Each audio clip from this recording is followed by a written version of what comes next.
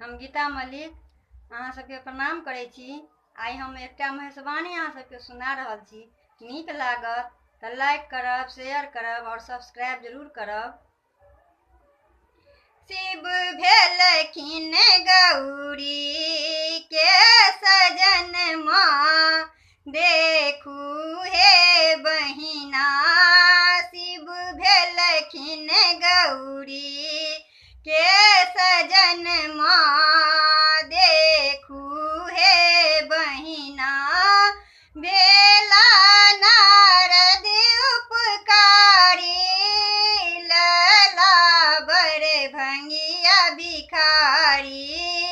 जिनका ने बारी घर आंगन माँ, देखू हे बहिना। शिव भेलखिन गौरी के सजन माँ, देखू हे बहिना। डाँड़ों में मूजक डोरी, बगलों में भांगक झोरी। भांग पी बिरांग नयन माँ, देखू हे बहिना। शिव भेलखिन गौरी के सजन माँ, देखू हे बहिना।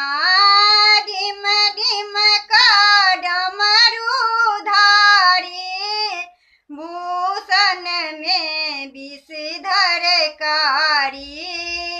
फटले कपीना छन अवरन माँ, देखू हे बहिना। शिव भेलखिन गौरी के सजन माँ, देखू हे बहिना।